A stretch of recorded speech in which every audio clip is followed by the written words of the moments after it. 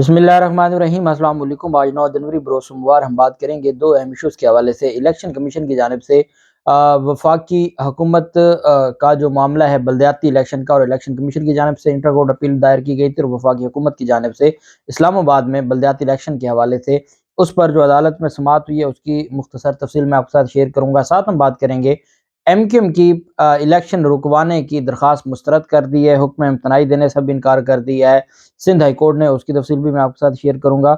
اور ساتھ ہم بات کریں گے اسلام آباد ہائی کورٹ کا ایک اور اہم فیصلہ سامنے آیا ہے، اس کی مختصر تفصیل۔ کافی سارے میٹرز ہیں، ایک دن میں اتنے زیادہ کیسز ہوتے ہیں، کوشش ہوتی ہے کہ تمام کیسز کے بارے میں آپ کو آگاہ رکھا جائے اور آپ کو انفارمیشن دی جائے۔ پہلے تو میں آپ کو بتاتا چلوں کہ روس سے گندم کی پہلی کھیپ کراچی پہنچ گئی ہے 9 ماہ کے بعد۔ جو کام عمران خان 9 ماہ پہلے کرنا چاہتے تھے، انہوں نے عوام کو دھکے دے کر آٹا اور اس کی گندم کی قلت پیدا کر کے کئی لوگوں کی جانیں چلی گئیں، کئی لوگ بیچارے بھوکے ایک ایک نوالے کو ترس رہے ہیں، اور اب آ کے ان کو غیرت آئی ہے اور انہوں نے گندم جو ہے وہ ایک کھیپ، وزارت فوڈ سیکیورٹی کا کہنا ہے کہ گندم کی پہلی کھیپ کراچی پہنچ گئی ہے۔ روس سے گندم کے 2 جہاز پہنچے ہیں، روس سے مزید 4.5 لاکھ ٹن گندم بذریعہ گوادر پہنچے گی، اور مجموعی طور پر 7.5 لاکھ ٹن گندم درآمد کی جا رہی ہے۔ یہ وہ کام ہے جو عمران خان صرف اپنی قوم کے لیے کرنا چاہتا تھا، اور اپنی قوم کو اس دلدل سے جو جس میں گرایا گیا ہے اور پھنسایا گیا ہے، اس سے پہلے ہی عمران خان عوام کی فلاح و بہبود کے لیے اور عوام کا بھلا سوچ رہا تھا۔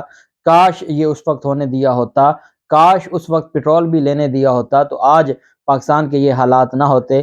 لیکن بدقسمتی یہ ہے کہ جنہوں نے اس ملک کو تباہ کیا ہے اور اس نہج تک پہنچایا ہے، ان کو کوئی فکر نہیں ہے۔ ان کی فیملیاں بیرون ملک ہیں، ان کی جائیدادیں بیرون ملک ہیں، ان کا سب کچھ بیرون ملک ہے۔ وہ صرف ہمارے اوپر حکمرانی کرتے ہیں اور باہر چلے جاتے ہیں۔ وہ ہمارے اوپر بطور جج ہماری عدالتوں میں ہمارے بڑے جج بن کے بیٹھتے ہیں، جیسے ریٹائرمنٹ ہوتی ہے وہ باہر چلے جاتے ہیں۔ وہ جرنیل ہیں، وہ ہمارے ملک میں بڑے عہدوں پر رہتے ہیں، جیسے ریٹائرمنٹ ہوتی ہے باہر چلے جاتے ہیں۔ وہ بیوروکریٹس ہیں، سارے کے سارے باہر چلے جاتے ہیں۔ کوئی اس ملک کا نہیں سوچتا، اور اس وجہ سے وہ اس ملک کا نہیں سوچتے کیونکہ ان کو پتہ ہے کہ ان کا مستقبل اس ملک میں نہیں ہے، یا ان کی نسلوں کا مستقبل یہ ملک نہیں ہے۔ اس وجہ سے وہ یہ سارا کچھ کرتے ہیں، اور یہ ظلم ہے اور یہ ایسے ہی چلتا جا رہا ہے۔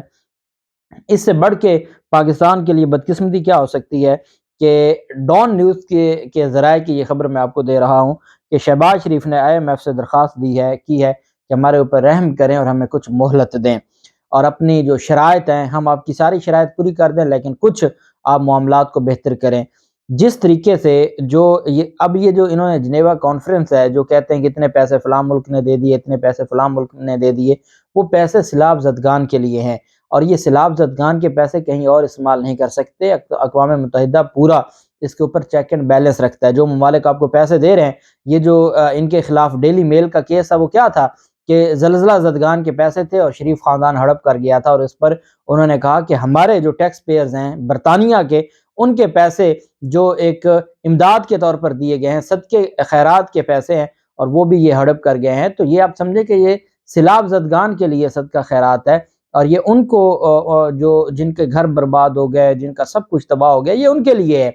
اب یہ کس چیز کا؟ یہ تو وہاں کیا ملک صدقہ خیرات پر چلائیں گے یا کسی بیرون ملک کی امداد پر چلائیں گے؟ اور اس طریقے سے اپنی عوام کو آپ ناراض کر کے، اوورسیز جو سب سے بڑا سرمایہ ہے پاکستان کا، ان کو ناراض کر کے ان کو آپ ووٹ کا حق تک نہیں دیتے، آپ ان کو جاہل کہتے ہیں، اور آپ کو یہ لگتا ہے کہ آپ ملک کے مسائل حل کر لیں گے۔ تو اس طرح ملک کے مسائل حل نہیں ہوں گے، اور آپ کو اسی طریقے سے جو مختلف لوگ ہیں ان کے سامنے جھکنا پڑے گا، اور پھر بھی معاملات حل نہیں ہوں گے۔ عمران خان کے پولیگرافک ٹیسٹ کے لیے ایک درخواست دی گئی ہے۔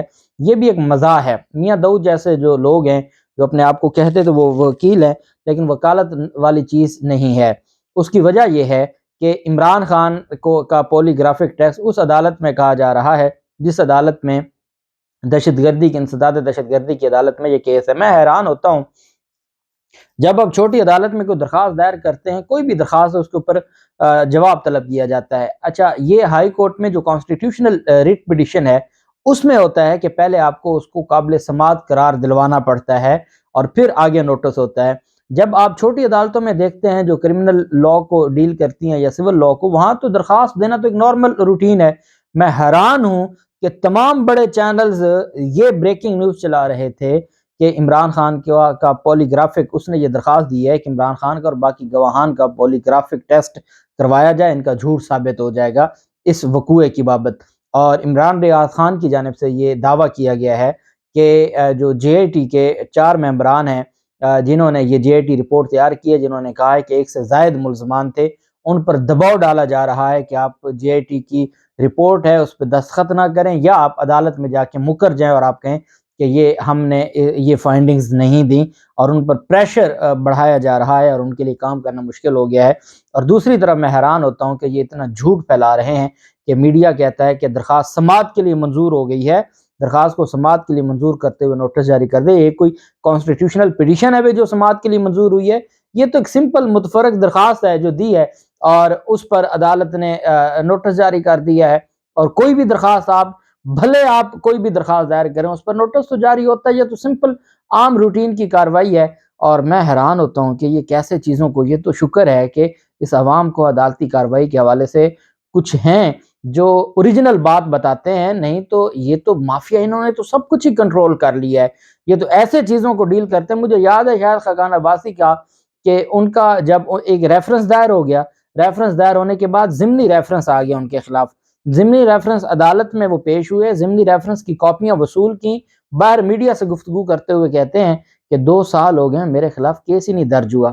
اور میں نے اس دن کہا تھا آپ کو، جو مجھے پرانا سنتے آ رہے ہیں، میں نے کہا کہ یہ وہ چیزیں جس کی وجہ سے ہم اتنی کھپت کرتے ہیں آپ کو تمام انفارمیشن دینے کی، کہ چونکہ اب اکثر کیا ہوتا ہے، عدالت میں آرگومنٹس ہو رہے ہوتے ہیں یا عدالت میں کارروائی چل رہی ہوتی ہے، تو جو ہمارے میڈیا کے رپورٹرز ہیں ان بیچاروں کو تو سمجھ ہی کوئی نہیں آ رہی ہوتی کہ یہ ہو کیا رہا ہے، کر کیا رہے ہیں، کیونکہ یہ ایک ٹیکنیکل چیزیں ہیں اور پروفیشنل چیزیں ہیں جو صرف پروفیشنل بندہ ہی جان سکتا ہے کہ یہ کارروائی کیا ہے، اس کا مطلب کیا ہے، کون کیا کہنا چاہتا ہے۔ تو یہ ساری چیزیں جو ہیں، میں یہ سمجھتا ہوں کہ ہمارا جو نظام ہے وہ اسی طریقے سے چلتا جا رہا ہے۔ اچھا، عمران خان کی اسلام آباد ہائی کورٹ میں ایک کیس تھا جس میں 1 سے زائد مقدمات کا تھا، اور اس کے بارے میں فواد چودھری نے ایک بات کی ہے کہ جسٹس طارق جہانگیری کہہ رہے ہیں کہ جو اسلام آباد میں اگر کوئی وقوع ہوا ہے تو اس کا مقدمہ کوئٹہ میں کیسے درج ہوگا، اس کا مقدمہ کہیں اور کیسے درج ہوگا۔ تو جو جاوید لطیف اور ان لوگوں کے خلاف مقدمہ درج ہوا تھا پی ٹی وی پر پریس کانفرنس کرنے کا، اس پر ایڈوکیٹ جنرل پنجاب سے بھی اور خیبر پختونخوا سے جواب طلب کر لیا ہے۔ تو یہ جو عدالت نے کہا کہ کیا ایک الزام پر 1 سے زائد مقدمات ہو سکتے ہیں، اسلام آباد میں ٹی وی پر کوئی بات کرے، ٹویٹ کرے تو کیا کوئٹہ میں مقدمہ درج ہو سکتا ہے؟ اس پر انہوں نے اٹارنی جنرل آف پاکستان کے علاوہ یہ ایشو بہت اچھا ہے، میں اس پر جسٹس طارق جہانگیری صاحب کو اپریشیٹ کرتا ہوں کہ یہ کسی نے بھلے ان کی درخواست پہ ہے لیکن یہ حل ہو جانا چاہیے، لیکن اب اس پر جواب تو طلب کر لیا گیا ہے۔ مزے کی بات یہ ہے کہ جو فواد چودھری کہتے ہیں کہ میں حیران ہوتا ہوں جسٹس طارق جہانگیری صاحب کے ان ریمارکس پہ، ان کو چاہیے کہ وہ اپنے ہی چیف جسٹس کے اعظم سواتی کیس میں فیصلے کو اور ریمارکس کو دیکھ لیں، کیا یہ آپس میں ان کی کوئی ملاقات ہی نہیں ہوتی کہ ان کو ایک دوسرے کے خیالات کا ہی پتہ ہو کہ وہ جج کیا کہتا ہے اور وہ جج کیا کہتا ہے؟ تو انہوں نے خیر اپنے انداز میں یہ بات کی ہے، تو یہ چیزیں تو سامنے آ رہی ہیں۔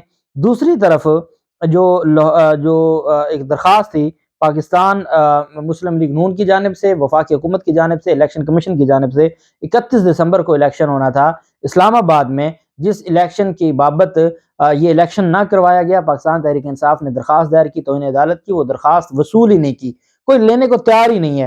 جو ان کی انٹرا کورٹ اپیل ہیں، نہ فیصلہ سسپینڈ کیا جاتا ہے۔ آج عدالت میں سماعت ہوئی، عامر فاروق صاحب کی سربراہی میں 2 رکنی بینچ تھا، وکلا عدالت میں پیش ہوئے، تو عدالت نے پوچھا کہ آپ کی انٹرا کورٹ اپیل ہے؟ وکیل نے کہا جی ہماری انتخابی فہرستوں والی اپیل ہے۔ سنگل بینچ نے ایک آرڈر دیا جس نے ہماری درخواست پر سماعت نہ ہو سکی، سنگل بینچ نے الیکشن کرانے کا حکم دیا لیکن الیکشن تو ہوا نہیں۔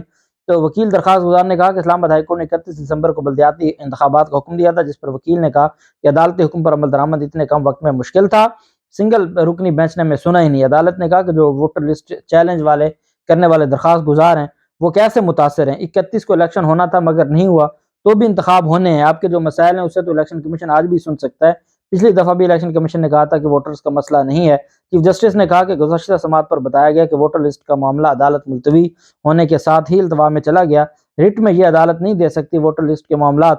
ساتھ عدالت نے کہا کہ الیکشن کرا دیتے تو یہ معاملہ اب سامنے نہ آتا۔ الیکشن کمیشن نے کہا ہم 9-10 دن ہمیں دے دیے جائیں، ہم الیکشن کروا دیں گے۔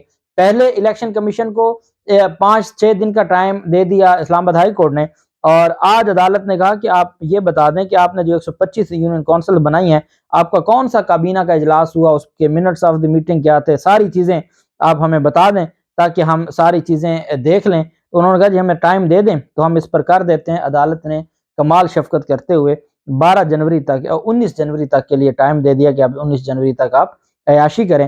اس پر ایک صحافی ہیں ثاقب ورق اسلام آباد سے، انہوں نے ایک ٹویٹ کیا ہے، کہتے ہیں کہ چیف جسٹس عامر فاروق اسلام آباد میں بلدیاتی الیکشن سے بھاگنے کے لیے حکومت کو پورا موقع فراہم کر رہے ہیں۔ پہلے انٹرا کورٹ اپیلوں کو 7 دن جبکہ آج مزید 10 دن کے لیے ملتوی کر دیا ہے۔ جسٹس اطہر من اللہ کے سپریم کورٹ جانے کے بعد اسلام آباد ہائی کورٹ اپنی ساکھ کھو رہی ہے، یہ ان کا تجزیہ ہے۔ اور سارے صحافیوں کو یہ لگتا ہے کہ یہ جو چیزیں جس طریقے سے جا رہی ہیں تو پتہ نہیں کیا بنے گا، اور اللہ پاک خیر کرے۔ ایک جج کا فیصلہ ہے، ہائی کورٹ کے ایک جج کا فیصلہ ہے، اس کی توہین ہو رہی ہے، 2 ہفتے ہو گئے ہیں اور اس پر کوئی آنے کو تیار ہی نہیں ہے، اور اس پر کوئی عمل درآمد کروانے کو تیار ہی نہیں ہے، ان کو پوچھتے نہیں ہے۔ کوئی 1 دن کی تاریخ ہوتی ہے، 2 دن کی تاریخ ہوتی ہے، سیدھا ان کو 9 جنوری سے 19 جنوری کی 10 دن کی تاریخ دے دی کہ ہاں جی اب ہمیں منٹس جب اور ٹائم کیا دیا جا رہا ہے کہ صدر پاکستان منظور نہ بھی کریں تو سیشن بلا لیا گیا پارلیمنٹ کا، وہ خود ہی اس کو منظور کر لیں گے تاکہ پورا ٹائم دیا جائے، جب قانون بن جائے تو کابینہ کے اجلاس کے منٹس کی کیا اہمیت رہ جائے گی، اور بس بادشاہی نظام ہے۔ الیکشن کمیشن نے کراچی اور حیدرآباد میں بلدیاتی انتخابات سے متعلق جو درخواستیں تھیں ایم کیو ایم کی اور سندھ حکومت کی، ان کو خارج کرتے ہوئے 15 جنوری کو الیکشن کروانے کا حکم دے دیا ہے، اور جو ایم کیو ایم کی درخواستیں مسترد کر دی ہیں، جبکہ دوسری جانب بلدیاتی الیکشن رکوانے کے لیے الیکشن کمیشن کے خلاف ایک درخواست ایم کیو ایم نے دی سندھ ہائی کورٹ میں۔ جسٹس اقبال نے سماعت کی اور انہوں نے کہا کہ اس کو ہر حال میں آپ سٹے آرڈر جاری کریں۔ عدالت نے کہا کہ کل جو ریگولر بینچ ہے وہ سماعت کر لے گا، تو کل ہی آپ پیش ہو جائیے گا 10 جنوری کو۔ تو انہوں نے کہا جناب مہربانی کریں سٹے آرڈر جاری کر دیں۔ انہوں نے کہا کس چیز کا سٹے آرڈر؟ کوئی سٹے آرڈر نہیں ہے، جائیں کل اس بینچ کے سامنے پیش ہوں تو وہ دیکھے گا۔ تو ان کی جو آج سٹے آرڈر لینے کی اور الیکشن کمیشن کا حکم معطل کرنے کی استدعا تھی وہ بھی عدالت نے مسترد کر دی۔ یہ جناب ان کا پورا جو ایک نظام ہے۔ 15 جنوری کو دیکھتے ہیں کیا ہوتا ہے، جو بھی تفصیلات ہوں گی آپ کے ساتھ شیئر کرتے رہیں گے۔ اللہ پاک پاکستان کا حامی و ناصر ہو۔ بہت شکریہ، اللہ حافظ، پاکستان زندہ باد۔